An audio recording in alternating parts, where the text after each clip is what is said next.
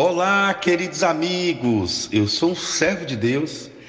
Essa é a nossa gota de sabedoria de hoje. Essa é a 14ª gota dessa série Aprendendo a Ser Feliz. Ontem nós falamos um pouco que todo o processo de escolha automaticamente vai me levar a perder alguma coisa. E o salmista, quando ele vem dar essa declaração perfeita sobre os contrastes da vida, as escolhas da vida, as consequências da vida, essa linguagem poética, essa linguagem do paralelismo, vai nos mostrar pelo menos três nãos que eu preciso aprender a conviver na vida. Eu preciso aprender a não andar. Eu preciso aprender a não me deleitar. Interessante, gente, quando a Bíblia fala isso. Não anda. Não se detém, não se deleita, se não para. E também não se assenta, não toma tempo, não faz morada, não faz seu ponto. Interessante como esse salmista, ele vai me mostrar como Hermes, esse que vos fala, precisa entender que a vida, eu que tenho esse costume de separar as coisas, de separar as pessoas, eu que tenho esse hábito de olhar com que eu ando, mas eu também preciso separar as pessoas que habitam em mim. Prestar atenção que às vezes alguns rituais que eu tenho podem ser cultos a mim mesmo. Alguns rituais que eu tenho podem ser cultos à minha rigidez, à minha vontade, às vezes à minha arrogância. Quantas vezes eu tenho uma canonização pelo meu jeito de ser e eu não abro mão e eu saio ferindo.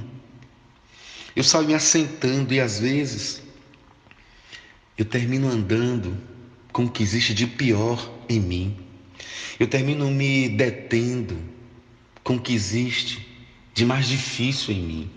Eu termino me apegando, me assentando, me coadunando, me associando ao que existe de mais cruel na minha alma.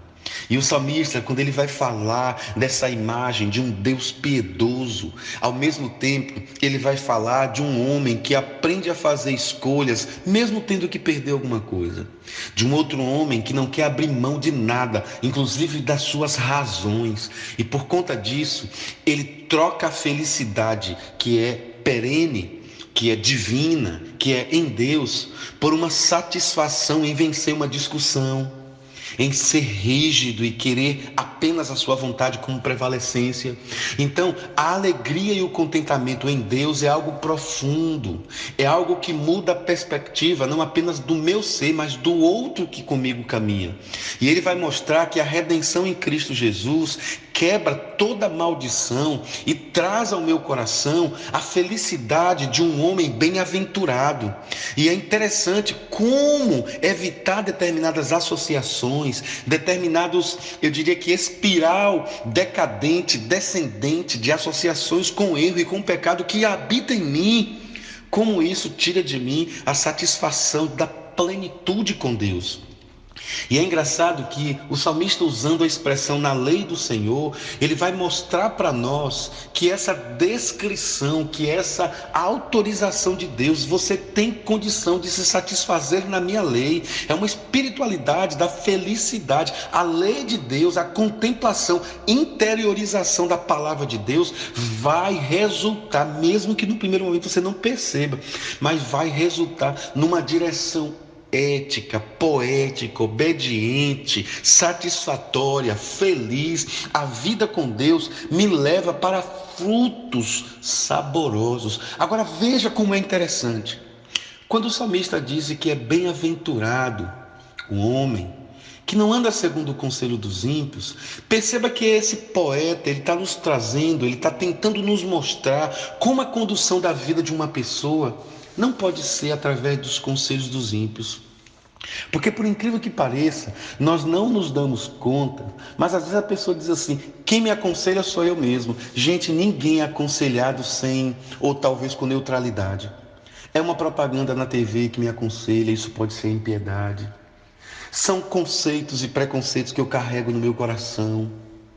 São ideias multiplicadas por anos e anos por alguém que marcou, que passou em minha vida. É o impacto de uma ferida, é o impacto de alguns nãos, é o impacto de muitos sims, é o impacto de uma criação às vezes muito liberal, muito rígida. Então o que o salmista está querendo nos dizer é cuidado com os conselhos. Cuidado com os conselheiros. E às vezes isso está dentro de você e você não percebe. Então, esse tripé do paralelismo cria uma fórmula da felicidade. O homem que quer ser e viver feliz, ele não continua, vamos dizer assim, nessa estrada, nesse caminho dos pecadores. Ele não se assenta, ele tem cuidado com esses conselhos, ele não segue esse conselho, nem segue esses conselheiros. Ele tem um exemplo da diferença que é caminhar com Deus e da indiferença que acontece quando nós vivemos no conselho dos ímpios, porque quando nós estamos no conselho de Deus, até nos erros, eu costumo dizer que Deus é misericordioso e apesar das nossas contas que têm que ser pagas como consequência, mas Deus nos ajuda. Mas acredite, a indiferença dos ímpios, a indiferença do homem mau, da mulher má, a indiferença do conselho dos ímpios, do caminho dos ímpios é terrível. É incrível como eu conheço pessoas que quando tudo estava muito bem, a casa estava cheia, amizades para todo lado. Quando as coisas começaram a ficar ruins, sumiram todos. Mas Deus não some. O ímpio não consegue viver na comunhão, nem da dor, nem da alegria. Deus, Ele está conosco na comunhão, tanto da dor quanto da alegria. Senhor, obrigado, Pai. Ô Espírito Santo, ajuda meu irmão, minha irmã, Senhor, a entender que essas escolhas não estão corretas. Talvez essa pessoa nem perceba que eu estou falando até de um comportamento, de um jeito de ser. Você pode mudar. Claro que pode. Você pode ser diferente. Claro que pode. E eu quero abençoar a sua vida. Declarar para você que a palavra de Deus te garante. Você não é uma matéria rígida. Você é um filho de Deus ensinável, tratável. E pode ser mudado pela mão de Deus artesanalmente. Em nome de Jesus. Amém. Grande abraço, pessoal. Fiquem com Deus.